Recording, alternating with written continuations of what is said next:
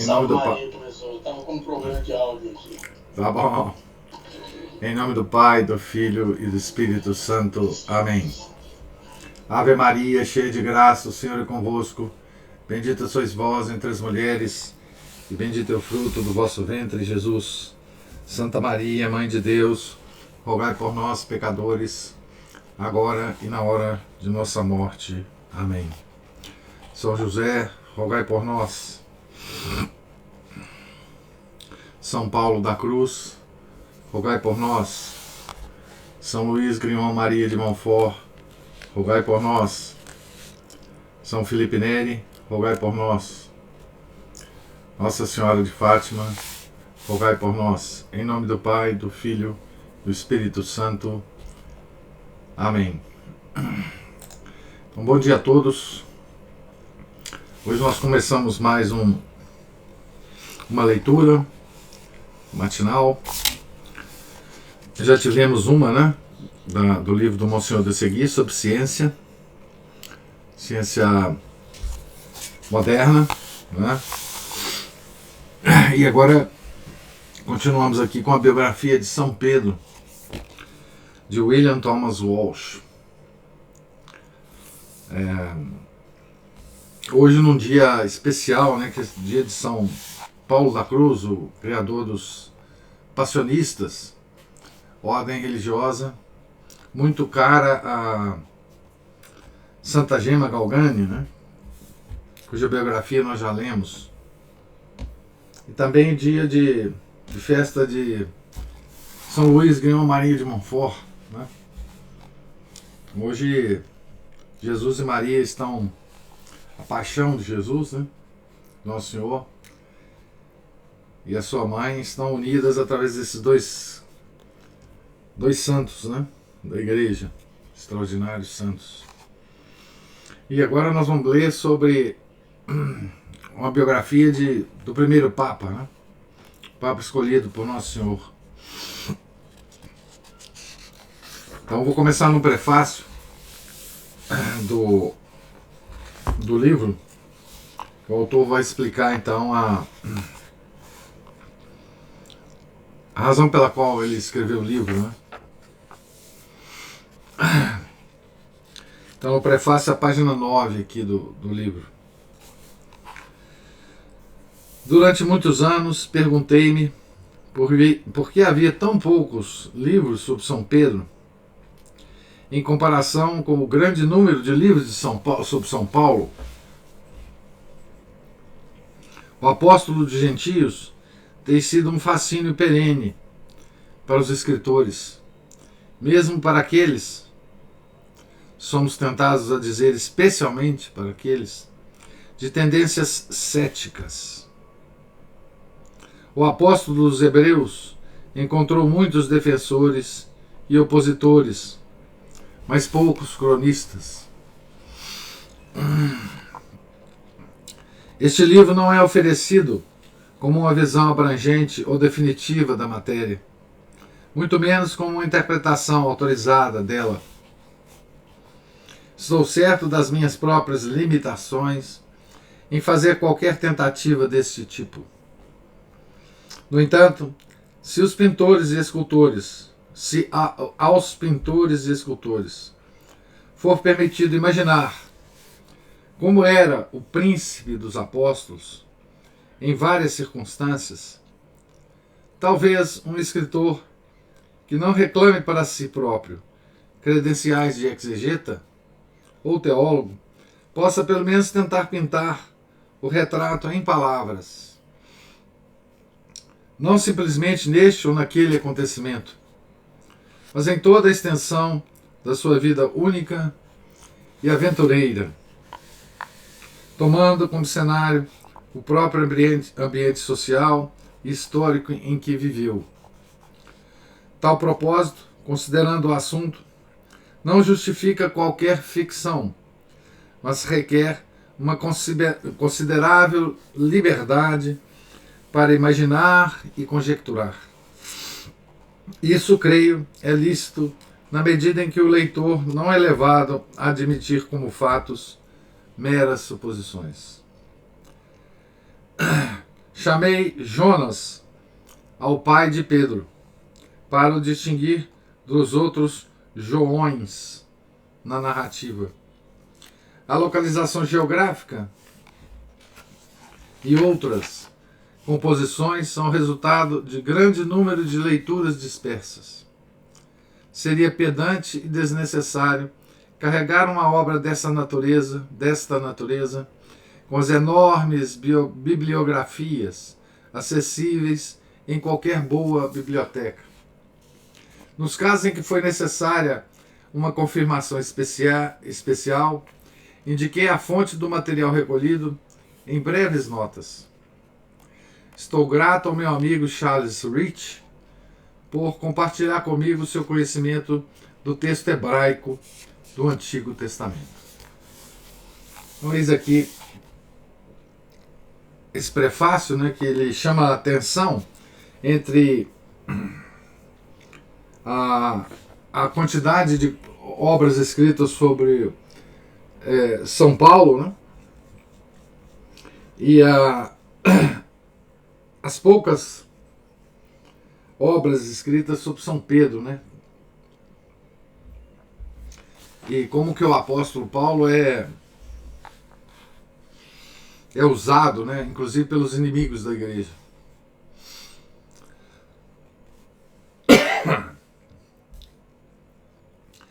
E chama atenção também, né, para o fato de que ele vai imaginar muitas coisas aqui, né,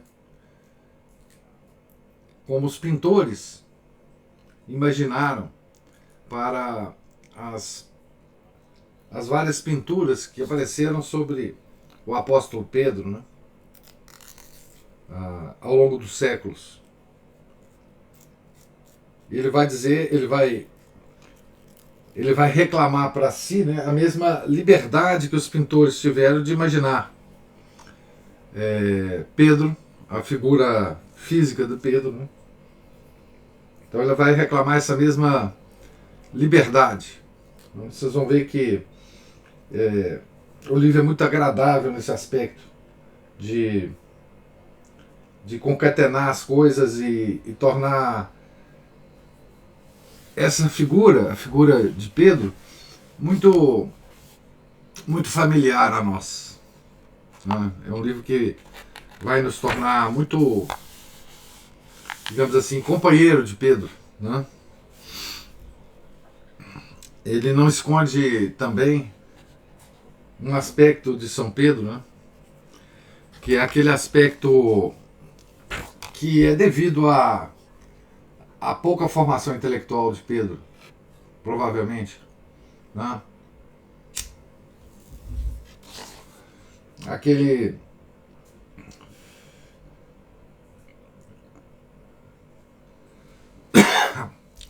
personagem que muitas vezes nos parece muito abaixo do acontecimento histórico que está na frente dele, né? Parece às vezes que Pedro não está entendendo absolutamente nada do que está acontecendo, né? E ele tem a honestidade e a simplicidade de deixar isso claro, né? Nos evangelhos, né? Que narra algumas coisas de Pedro, né?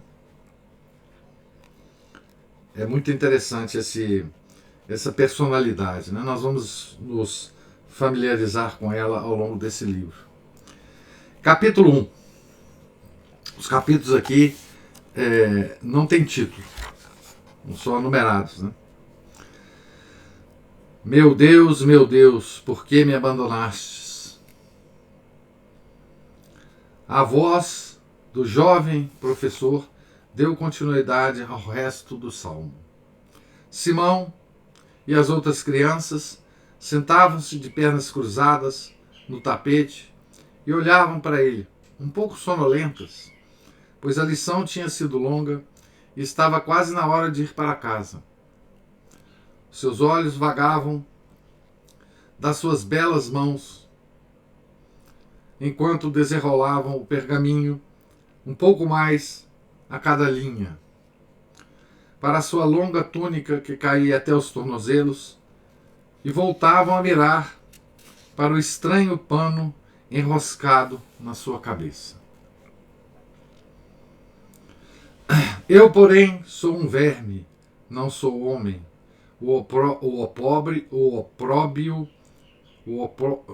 Nossa Senhora, hein? Desculpem aí. O opróbrio de todos e a abjeção da plebe. Todos os que me veem zombam de mim. Também uma frase do Salmo, né?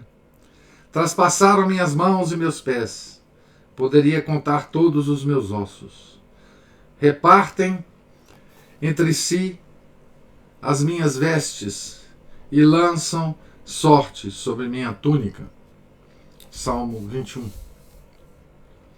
O professor olhou para cima do rolo e disse: estas palavras de Davi referem-se claramente à próxima era messiânica e aos sofrimentos do povo judeu, dos quais o nosso glorioso rei nos libertará.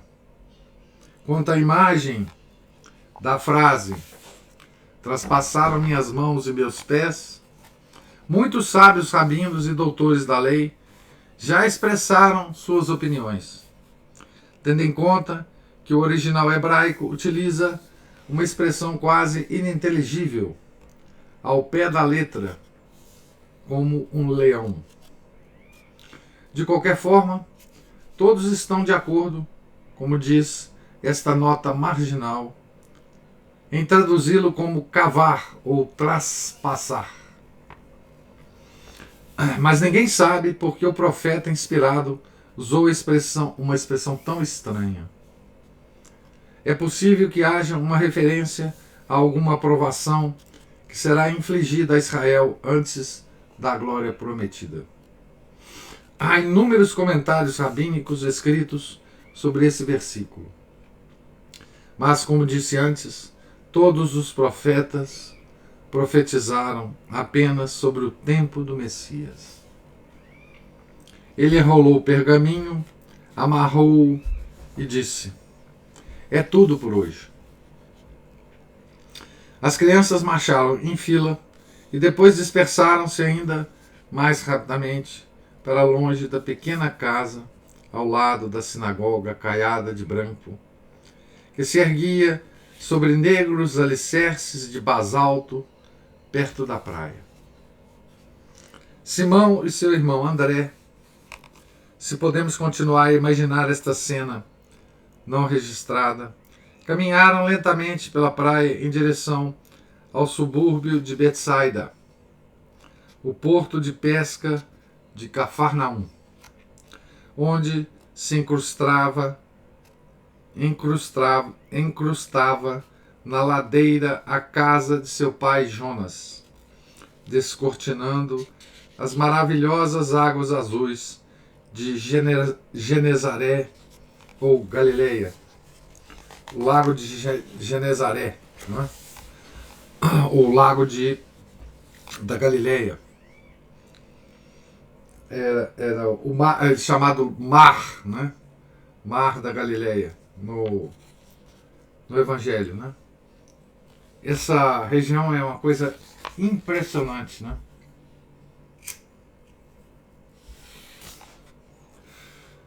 Eu vou tentar dar uma ideia para vocês aqui desse mar, para quem não... Deixa eu ver se eu capturo aqui uma imagem boa desse mar.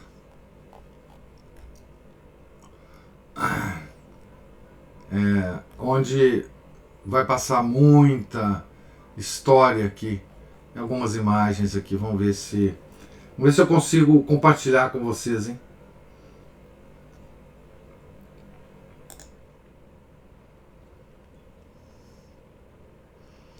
Eu espero que vocês estejam vendo isso aqui.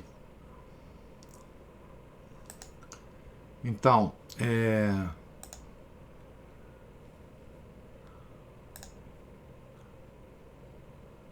Agora eu não sei mais se vocês estão vendo. Mas aqui tem várias. Veja o tamanho do Mar da Galileia nesse mapa aqui.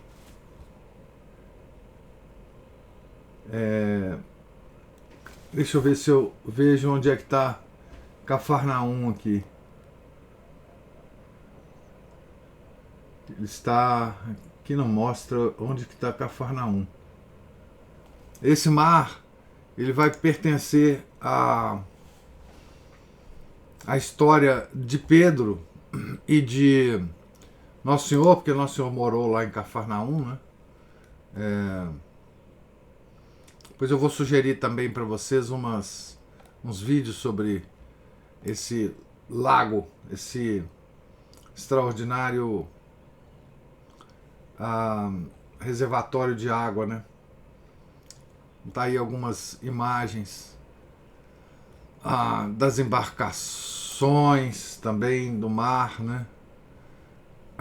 Então, assim, se vocês procurarem na internet, vocês vão ver belíssimas fotos e imagens desse mar, né?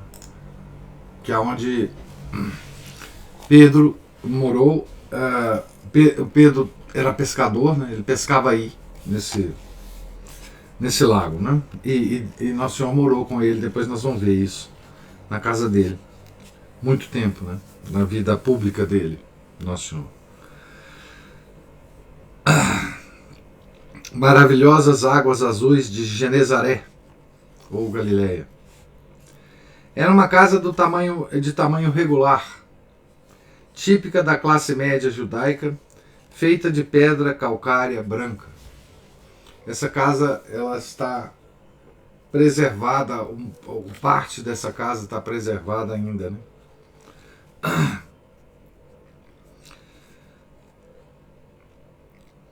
Então era uma casa de tamanho regular, típica da classe média judaica, feita de pedra calcária branca. Devia conter uma sala de estar com cerca de 4 metros de largura, uma sala de jantar do mesmo tamanho, ou um pouco mais larga, com tetos muito altos e mais atrás, 3 ou 4 quartos que abriam para um pátio, rodeado por um corredor coberto ou alpendre. Uma escada externa levava ao telhado plano, feito de tijolo ou telha, com uma balaustrada à sua volta, com cerca de 1 metro de altura. Aqui, em certos momentos, Jonas, o pescador, um galileu da tribo de Neftali, vinha para rezar sozinho, ou para ler no céu e nos ventos a perspectiva de pescar amanhã ou naquela mesma noite.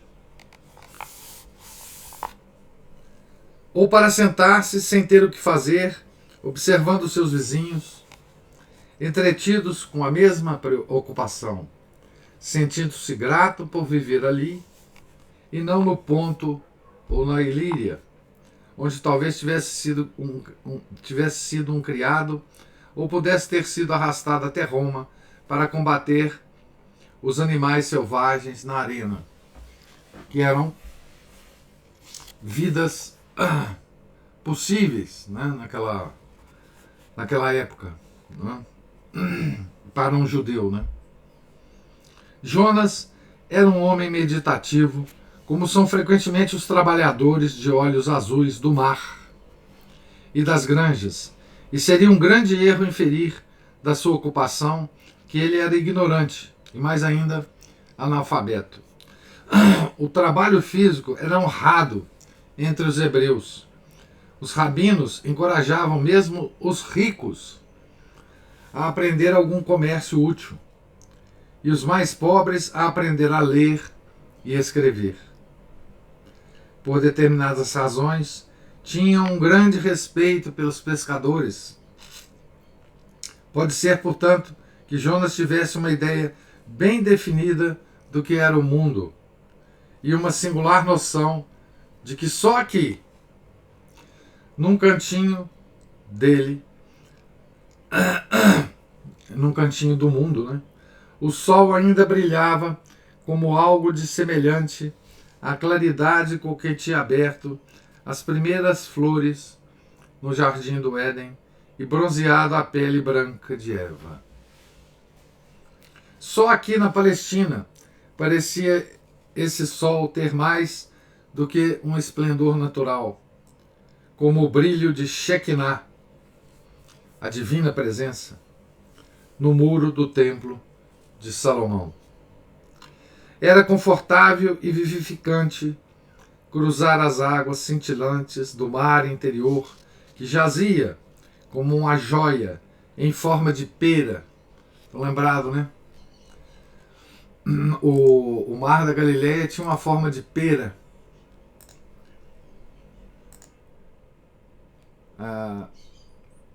Como nesse mapa aí, né? Aqui, esse mapa tem a cidade de Cafarnaum aqui, né? Então o Mar da Galileia tem um formato de pera, né?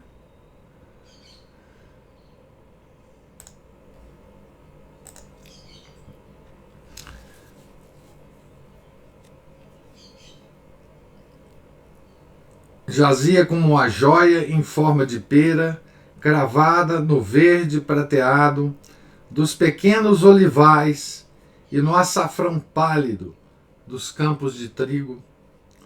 E lhe confirmava na convicção de que, ricamente abençoado por Deus, ele era um homem entre milhões.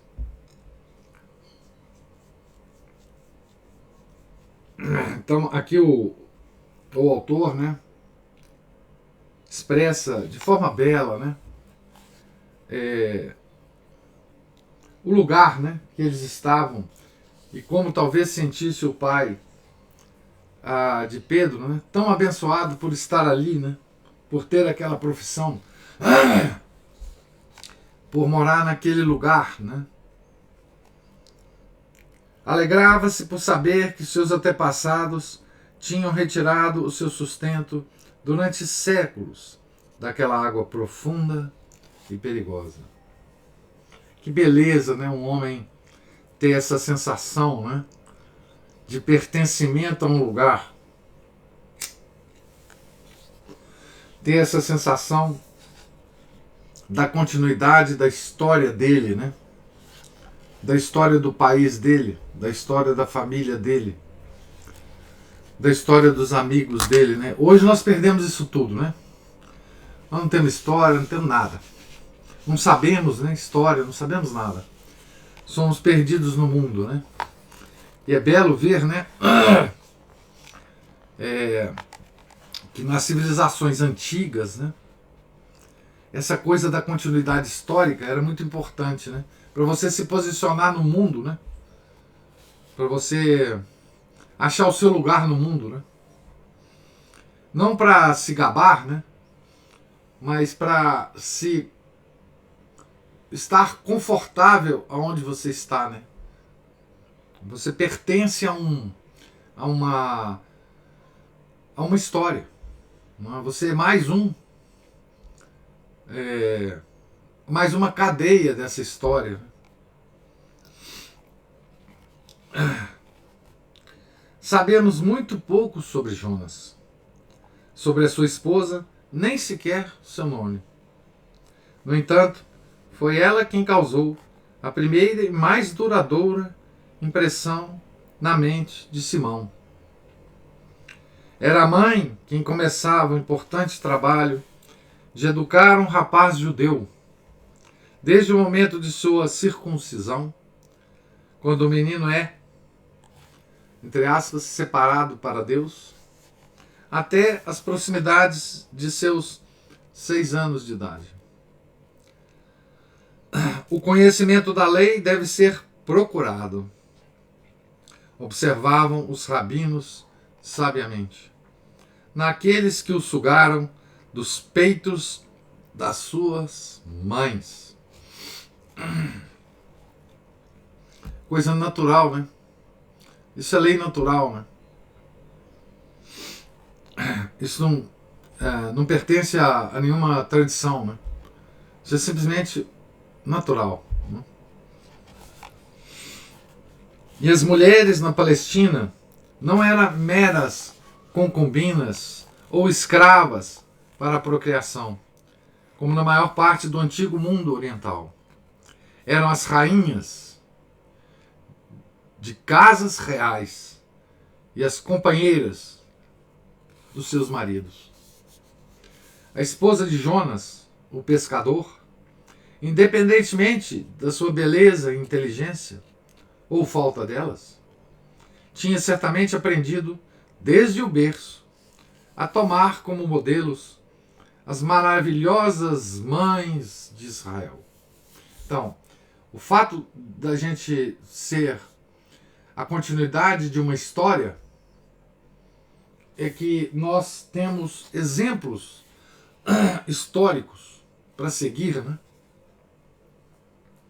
Temos figuras históricas a quem nos agarrar como modelos, né? Como modelos de civilizacionais, né? Então, quem são as mães de Israel, né? Raquel e Sara. A casta Susana. A história da Susana é extraordinária, né? A terna Ruth. A destemida e resoluta Esther. A heróica mãe dos Macabeus.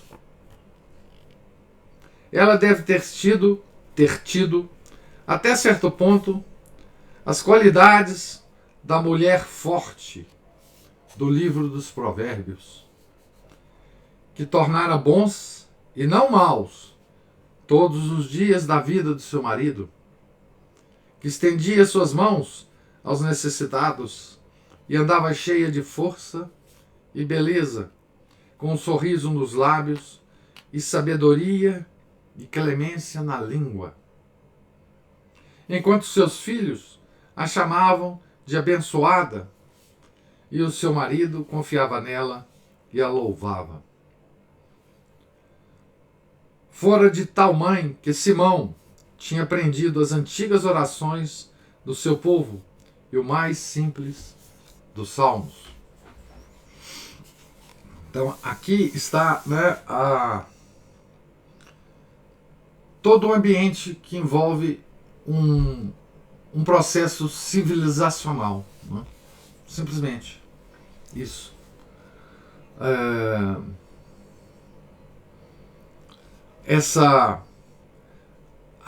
A nossa mente, né, povoada de modelos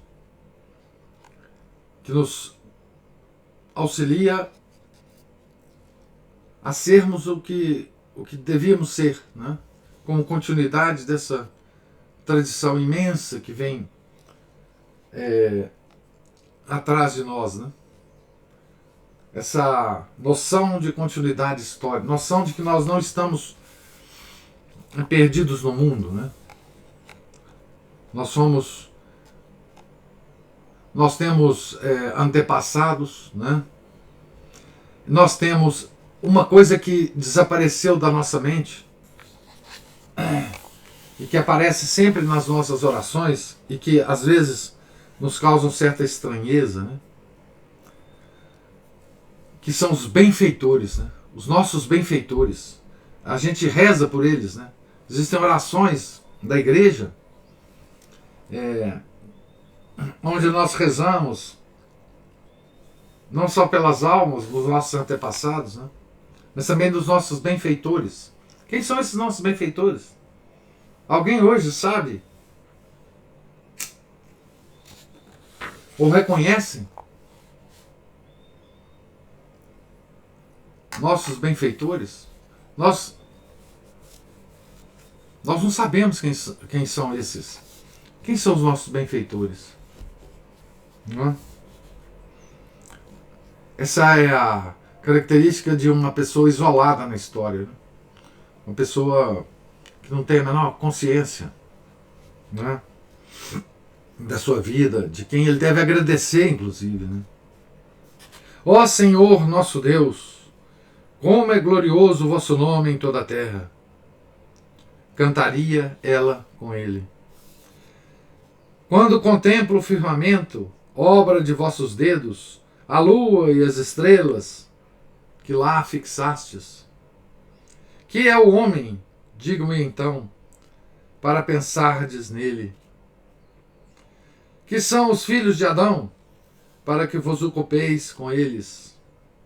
Entretanto, vós o fizestes, quase igual aos anjos, de glória e honra o coroastes. Destes-lhe poder sobre as obras de vossas mãos. Vós lhe submetestes todo o universo.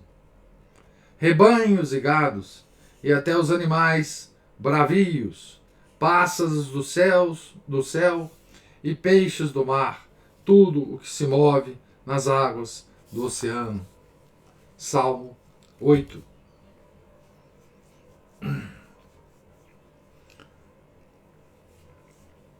Então, a salmodia, esse conjunto de salmos, né, de Davi, era uma obra em torno da qual, né, girava o povo de Israel. Né? Eles eram normalmente cantados, inclusive, né, esses salmos. E ele trazia toda a concepção universal de tudo criado, de tudo, né? Por Deus, para o homem. Né? Simão lembrava-se do que ela dizia, mas ainda mais vivamente do que ela fazia.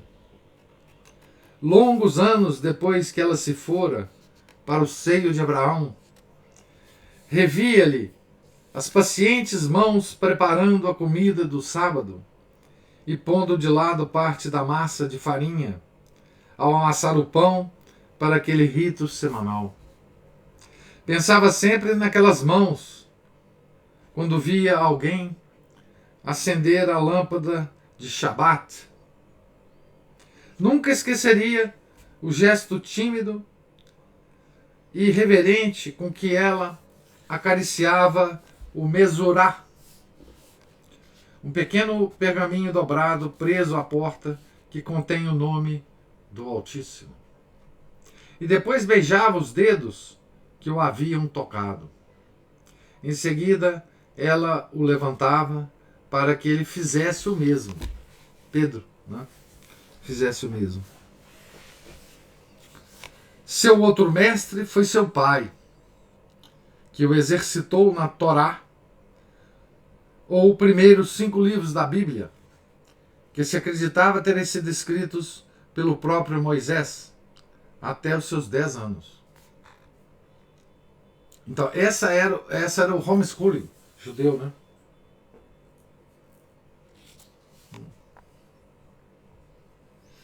Os homens de Israel levavam este dever tão a sério que, para cumpri-lo, passavam sem comer ou dormir, se necessário. Mesmo os piores deles consideravam os que não ensinavam a seus filhos as verdades fundamentais sobre Deus e seu povo eleito como não melhores do que os pagãos ou os publicanos. Assim, Simão começou muito cedo a aprender a história do mundo, à luz da única sabedoria que a torna compreensível. Tanto no hebraico clássico, como no mais rude dialeto aramaico da Galileia, ouvira como Deus fizera todas as coisas, e ouvira a respeito da desobediência e castigo do homem, das promessas de Deus a Abraão e a Moisés, do dilúvio e da destruição da corrompida Sodoma pelo fogo, da fuga do Egito e dos 40 anos no deserto, e ouvira toda a estranha e comovente história, com as alegrias e as tristezas, e com os pecados, com os castigos, com as recompensas e os triunfos dos filhos de Israel. Poderia recitar trechos do livro do Deuteronômio, quando tinha 6 ou 7 anos, e todo o grande aleluia. Salmos 113 a 118, antes de chegar aos 10 anos. Foi também provavelmente seu pai quem lhe ensinou a escrever, começando no fim de uma linha e movendo-se laboriosamente para a esquerda. Né? Ele escrevia ao contrário, né? Em sentido contrário ao que nós escrevemos. Né? Como na maior parte das línguas orientais. Para isso usavam os judeus várias espécies de materiais. Escreviam em papel feito de folhas de palmeira, de casca de noz moídas, de cascas de romã. Tinham aprendido com os egípcios a fazer de papiro um bom e forte pergaminho. Usavam penas de caniço afiadas com pedra pómez, mergulhando-as numa tinta preta de fuligem, ou de goma arábica e vetrilo, ou em tintas coloridas de várias substâncias vegetais. Mais comumente, porém, empregavam uma tabuinha igual àquela sobre a qual o sacerdote Zacarias, privado da palavra, escreveu o nome de seu filho, o futuro Batista. Era ela feita de pedaços delgados de madeira, colados ou atados juntos, e com espessa camada de cera. Escrevia-se com um estilete de ferro, apontado numa extremidade, para gravar as letras na cera, e arredondado na outra ponta, né, para apagá-las. Tinha uma borracha, né, esse estilete. Com um desses instrumentos, Simão começou a gravar os nomes das coisas ao seu redor em letras grandes e trêmulas. Homem, cão, peixe, barco, água. Tudo isso era muito bom, mas poderia tornar-se entediante e próprio para uns bons bocejos, especialmente depois daquele maravilhoso dia em que Jonas lhe ensinou pela primeira vez a dirigir um barco. Foi um curto percurso de sua casa até as docas de Betsaida, onde possuíam uma embarcação de tamanho respeitável, com os cabos esticados e os mastros negros balançando contra o céu azul. Logo desatracaram, desenrolando as velas, e começaram a vibrar, que começaram a vibrar e a inflar. A água açoitava a parte alta da proa e por vezes vinha voando em jatos sobre suas cabeças. Todos os dias Simão e André aprendiam um pouco mais a manejar aquela encurvada e bela simetria que os transportava tão deliciosamente, como se eles fossem pássaros voadores. Aprenderam a virar de bordo e a recolher os cabos, a ler a linguagem do vento e das estrelas, a conhecer cada dobra e enseada do lago, incrivelmente claro, que se estendia por 20 quilômetros, entre verdes margens e brancas praias. Naqueles tempos havia 9 ou 10 cidades ao longo das margens, com seus cais ressoando gritos e risos, suas luzes cintilando em um grande arco ao longo da costa à noite, e centenas de navios deslizando pela frente e para frente e para trás, com velas murchas na calmaria, ou estufando descontroladas num sopro forte de vento. Isso era, digamos assim, a paisagem, né? A paisagem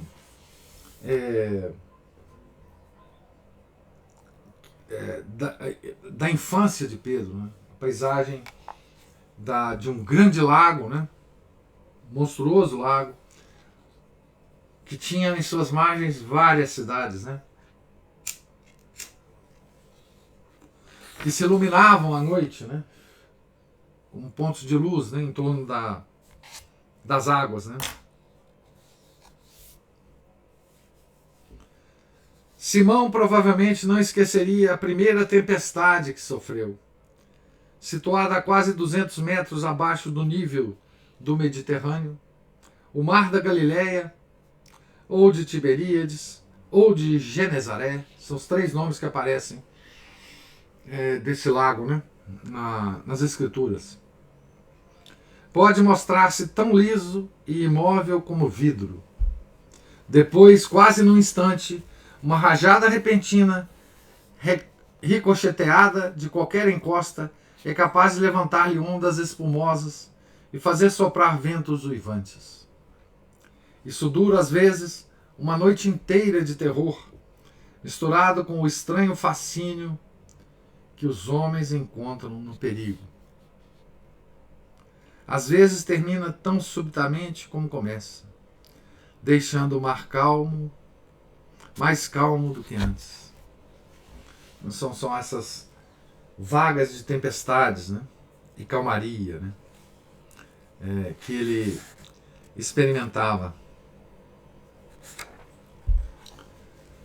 Pescar em tal lago era um excelente exercício que proporcionava vida folgada a milhares de pessoas. Dizia-se que peixe ali se criava mais depressa do que em qualquer outra parte do mundo. Quase ao acaso, podia um homem apanhar um linguado de bom tamanho com anzol e linha. Mas Jonas, em geral, operava em escala maior. Era um pescador de rede de arrastão, e quando o tempo se mostrava promissor, ele, seus filhos e vizinhos, nus como no dia em que tinham nascido e queimados de sol até quase a negridão, saíam ao cair da noite para tentar a sorte. Inclinando as velas de acordo com o vento, deixava seu barco pender ociosamente por sobre as ondas, em geral acompanhado de seu amigo Zebedeu, até certa distância, arrastando atrás de si uma pesada rede. Se encontrasse um cardume de peixes, se tornaria mais pesada e repleta, e quando conseguiam arrastá-la para a praia, jogavam-na sobre a areia com gritos de triunfo. Era rara a noite em que não havia vítimas prateadas em quantidades nas redes, para compensar-lhes o trabalho. De vez em quando, um barco fazia um arrasto de 300 quilos. Então aqui a gente entende também, né, aquele milagre de Nosso Senhor, né? No lago de Genezaré, né? O lago A gente entende também, né, aquela cena do Evangelho em que o Jesus estava dormindo, né? E o barco, e chegou uma tormenta, né, uma tempestade, como essas que chega repentinamente, né, nesse lago, né? E os apóstolos começaram a reclamar que Jesus estava dormindo, que estava vendo que todo mundo estava em perigo e ele dormindo, né? Como que pode?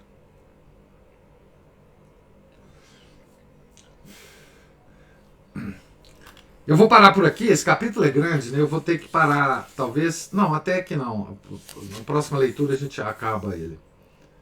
Mas eu vou deixar um tempinho para a gente conversar um pouco aqui. Eu estou parando na página 17. Mais no final da página, né? No final desse capítulo do arrasto, né? Dos peixes. Pois é, então, a prosa desse autor é muito boa, né? Ele é um exímio escritor, né? Muito rico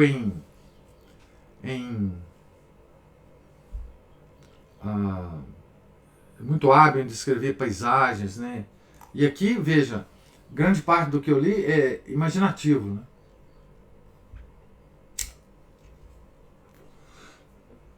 dele sobre Jonas, sobre a infância de Pedro, né? Juliana levantou a mão.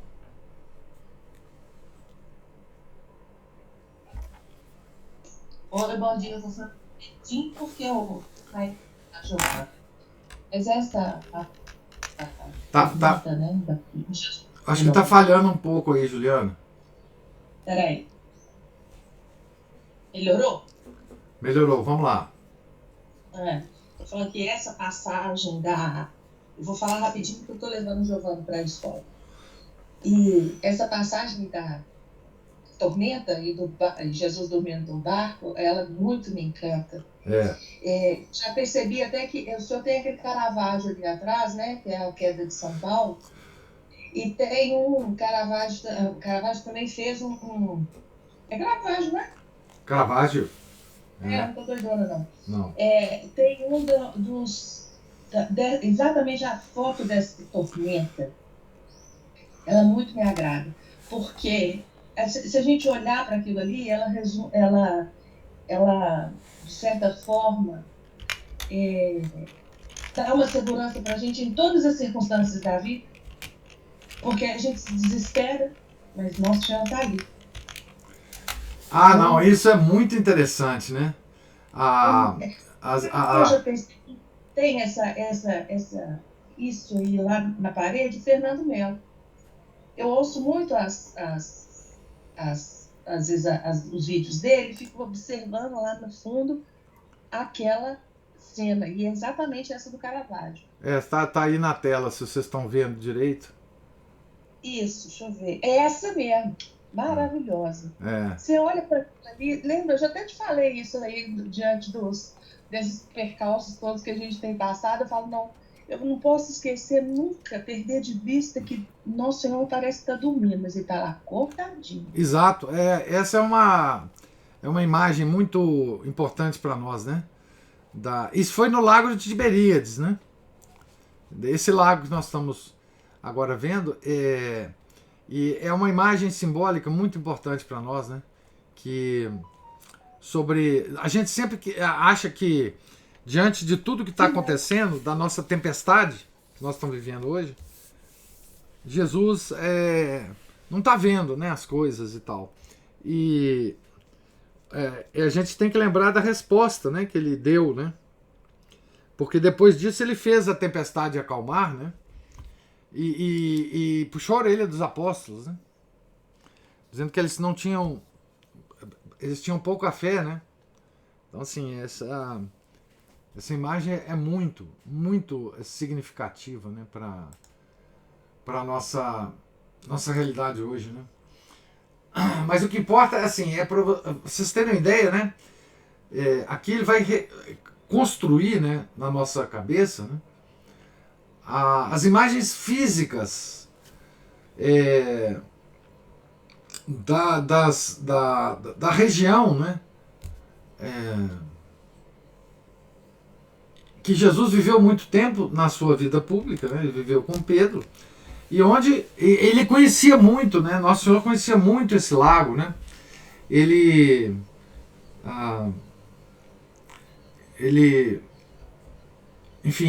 prezava muito essa região, né? Ele fez muitas parábolas envolvendo pescador, né? Pescador de homens, pescador de almas, né? Então ele viveu muito esse ambiente da pesca, né? Enfim. E o William Thomas Walsh está formando essa imagem na nossa cabeça, né? Que vai ser importante quando a gente revisitar, né, os evangelhos e até o Velho Testamento, né, em relação a essas imagens reconstruídas aqui pelo Walsh, né? Professor? Sim, Ana Paula. Eu não estou conseguindo, hoje o computador não está deixando eu levantar a mão de jeito nenhum. Eu fiquei pensando com essa leitura de hoje, quantas coisas que nos roubam a atenção daquilo que é realmente importante. de quanto tempo uma criança passava na companhia do pai ou da mãe, Isso. como isso era importante, né? E como a criação de Deus foi feita para servir ao homem, né? A inspirá-lo, Isso. não para que o homem a idolatrasse, como é feito hoje, né? E não a dominasse, como é feito com a ciência moderna. A criação foi feita para o domínio do homem, óbvio, mas também para a contemplação do homem, né? Sim. E veja, a coisa curiosa, né? A observação que eu faço aqui do homeschooling, né, judeu. Veja que esse homeschooling, ele envolvia, claro, o estudo da Torá. Esse era real. Mas ele envolvia muito mais a convivência do filho com os pais. Vendo os pais fazendo aquilo que eles fazem. Isso é educação.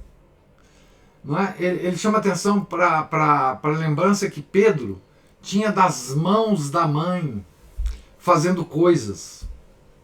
Pão. Não é? Não só fazendo coisas, digamos assim, úteis para a vida deles, mas também fazendo coisas santas, sagradas, né? Que ele diz aqui que ele lembrava que Pedro lembrava que as mãos da mãe acariciava o mezuzá, né? Que era aquela plaquinha com o nome do Altíssimo, né? E que ela também pegava o Pedro no colo e fazia ele também acariciar essa plaquinha. Isso tudo é educação. Não é? Educação não é só pôr o menino para ler um livro ou um conteúdo qualquer de qualquer coisa. É fazer o menino participar desse fluxo histórico de tradição. Né? Essa educação é profunda. Né?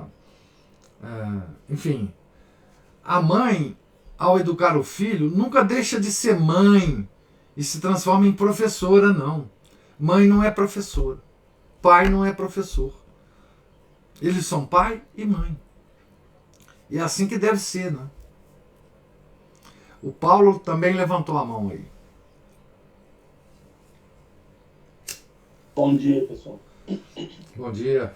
Muito, muito interessante essa ambientação que ele está fazendo, esse link todo dos Salmos e já direcionando para os Evangelhos, né? Muito, muito sagaz da parte dele, achei fantástico isso.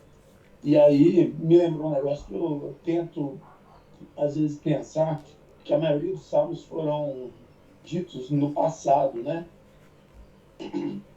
E referindo a um evento futuro. São proféticos. Proféticos.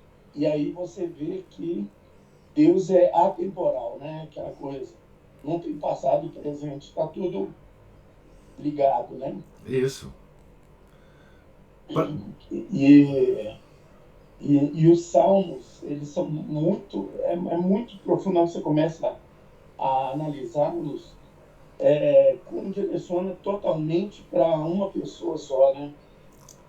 Exatamente. Quer dizer, não só os salmos, como Isaías, né? O profeta profetizou mais detalhadamente, né? Nosso Senhor, eles são preparatórios do povo para o Messias. Então, todo o Velho Testamento, né? Prepara o povo de Israel para o Messias, né? Descrevendo coisas, antecipando coisas, antecipando sofrimentos, antecipando acontecimentos, né? Por isso que a nossa missa, né, a missa antiga, ela é cheia de salmos, né? Nos introitos, nas várias orações que tem ao longo da missa, são todas partes dos salmos, os tractos, né? Das missas, enfim, as orações da comunhão, da pós-comunhão, enfim, são todos versículos de salmos. Então, o salmo é uma oração permanente da igreja, né? Se vocês pegarem o breviário, que é a oração diária da igreja, dos sacerdotes, dos monges, né? Eles são compostos de salmos, principalmente. Salmos. Né? Então, o salmo, a salmodia de Davi é uma coisa absolutamente central, né? Tanto na religião dos judeus, quanto na religião católica, né? Enfim, e isso o menino aprendia, né? de cor, né? A salmodia é para ser aprendida de cor, né? Ou pelo menos as principais partes dos salmos, né? As pessoas sabiam de cor, né? Enfim, por isso Santo Agostinho escreveu uma obra monstruosa, né? Sobre de comentários sobre salmos, né? Então, e a igreja reconhece essa importância, né? Dos salmos, mesmo depois da vinda de Nosso Senhor, né? Porque nos salmos se encontra em forma poética, né? Em forma literária de altíssimo nível, né? Tanto é que o Nosso Senhor, né, na cruz, né, ele repete o Salmo, né, um versículo do Salmo 21, né, meu Deus, por que me abandonaste? Então, Nosso Senhor, né, conhecia tudo isso, ele foi o criador de tudo isso, obviamente ele conhecia, né, mas ele repetia, né, os salmos, né? Ele rezava os salmos, né? Né? Então, isso aqui vai dar um estímulo para nós nessa leitura, acho eu, né? Para a gente reler o Velho Testamento, né? E eu sugiro para vocês comprarem um livro que é a história do Antigo Testamento em forma de prosa, escrita pelo padre Augustin Berthe, que está traduzido para o português, chamado Relatos Bíblicos. Quem não tiver esse livro, sugiro que compre. Né? Chama Relatos Bíblicos. É da editora, acho que é da editora Petrus, editora da TFP, né, do Instituto Plínio. Não sei se vocês têm. Padre Berthe, Augustin Berthe. Berthe se escreve B-E-R-T-H. Esse livro, Relatos Bíblicos, é extraordinário, né? Esse livro é relatos sobre o Velho Testamento. E ele também tem um livro do Novo Testamento, chama... Eu o li agora na... Jesus Cristo, Vida, Paixão e Triunfo. Pronto. Ana Paula não tem jeito, não. Jesus Cristo, Vida, Paixão... Como é que é? Vida, Paixão e Triunfo. Que é as duas obras compõem um relato bíblico do Velho e do Novo Testamento. Em forma corrida. É sensacional essa obra. É sensacional. Partes desse livro sobre Jesus Cristo eu li agora na Paixão. Tem uma descrição da Paixão belíssima nesse livro, né, que é uma espécie de um compêndio dos 4 evangelhos, e ele escreve uma história que está de acordo com os quatro evangelhos, né? Então essas duas obras eu sugiro para vocês, né? Porque esse livro vai estimular a nossa a nossa leitura, digamos assim, das Sagradas Escrituras, né? Não como os protestantes, né? Os protestantes, enfim, mas como católicos, né? Nós sabemos que para nós temos tanto as Escrituras como a tradição da igreja, né? E a tradição da igreja é mais importante para nós do que as Escrituras, porque a tradição é que traz para nós a interpretação das Escrituras, né? Então tudo isso nós sabemos, os protestantes não sabem, mas é com esse espírito que eu acho que vocês vão gostar de ler essas duas obras do padre Agustin Bert. Professor, Pois não? é impressionante como que, entre outras coisas, né, depois da crucificação, os judeus mesmo assim não tenham aceitado Nosso Senhor como o Messias esperado, porque estava escrito aqui, né, essa passagem: traspassaram minhas mãos e meus pés. Então, depois da crucificação, se eles não entendiam o que isso significava antes, depois da crucificação, estava ali. Foi por... E obstinadamente eles... Foi os obstinados judeus, né? Na oração de sexta-feira. Os obstinados judeus. Eles se obstinaram. Como povo. Claro, teve muitos judeus que se converteram. Não estou dizendo desses. Mas eles são um povo obstinado. E daí eles tiveram que fazer o que, porque os judeus obstinados são os judeus do Talmud, que é uma compilação de comentários dos rabinos sobre o Antigo Testamento. Então eles tinham acesso ao Antigo Testamento apenas a partir do Talmud. Os fariseus, né? Enfim, foi uma lástima. Uma lástima isso. Porque Deus preparou o povo dele para receber o Messias. E quando ele veio, ninguém o reconheceu. É o que fala São João, nos primeiros 14 versículos do seu evangelho, que é o evangelho final da missa, diz isso, né? Ele veio e não o reconheceram. Ele veio para os seus e os seus não o reconheceram. Não é? Então, é uma lástima isso, né? Mas Pedro, que era um judeu, né? Os apóstolos, que eram judeus, o reconheceram. Né? E muitos lá o reconheceram. Né? Mas o povo em si se obstinou, né? Os obstinados judeus. E na Sexta-feira Santa nós rezamos, né? Pela conversão deles, né?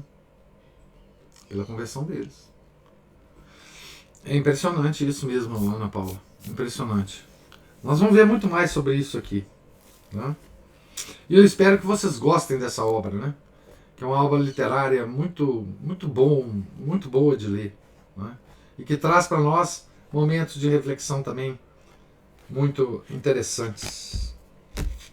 Pois bem, estamos aqui na página 17, aqui entre pescadores, barcos, tempestades, velas, calmarias, né? Nós estamos aqui nesse momento aqui. Tá certo? Professor. Sim, Paulo. Só para... Você falou que não era para ler, mas eu li o nosso Tractate. Pois é, eu falei, né? Que não deveria existir mesmo. Eu falei. Né? Isso aí é obstinação e aí tudo contrário ao que nós estamos falando, que foi dito ao longo de toda a Bíblia, né? Nosso tratado é completamente herética. Ela é uma constituição do concílio. Mas, infelizmente... E ela é pequenininha, né? E ela condensa todas as heresias ali. É bom porque tá tudo condensado. Os venenos e perfumes em pequenos frascos, né? São os mais perigosos, né? Mas eu falei, hein? Depois você não vai me culpar, não. Mas é terrível, é terrível. E à medida que a gente, enfim, vai estudando, né, Paulo? Isso aconteceu com todos nós. As fichas vão caindo, né, devagarzinho, na cabeça da gente. A gente tem que ter paciência também com a gente mesmo, né? Porque à medida que a gente vai meditando e estudando, né?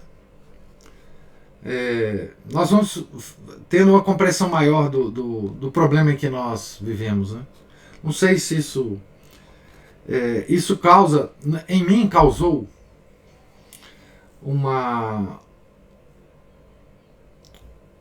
no início, quando começou a ficha cair, isso me causou várias, digamos assim, eu fiquei perturbado. A palavra talvez seja essa, né? Causa uma tensão psicológica na gente muito grande, né? Mas depois passa. Depois passa. A gente fica mais tranquilo. A gente vê a barca na tempestade e a primeira coisa que a gente pensa é que, como os apóstolos pensaram lá no lago de Tiberíades, é que Jesus está dormindo, né? Mas depois a gente descobre que ele não está, né? Essa é a grande descoberta que a gente tem, né? Ele não está dormindo e ele quer que a gente passe isso mesmo, ele quer que a gente enfrente o medo que a gente tem da tempestade, as inseguranças que a gente tem, não é? Mas ele está no barco, né? Ele está no barco, a gente nunca pode esquecer isso, né? Mas enfim. Então, gente, Deus lhes pague a presença, a paciência comigo, os comentários, as observações. Tenham todos um santo dia. Fiquem com Deus. Em nome do Pai, do Filho e do Espírito Santo. Amém. Ave Maria, cheia de graça, o Senhor é convosco.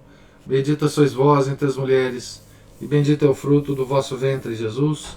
Santa Maria, Mãe de Deus, rogai por nós, pecadores, agora e na hora de nossa morte. Amém. São José, rogai por nós. São Felipe Neri, rogai por nós. São Paulo da Cruz, rogai por nós. São Luís Grignon Maria de Montfort, rogai por nós. São Pedro Apóstolo, rogai por nós. Nossa Senhora de Fátima, rogai por nós. Em nome do Pai, do Filho, do Espírito Santo. Amém.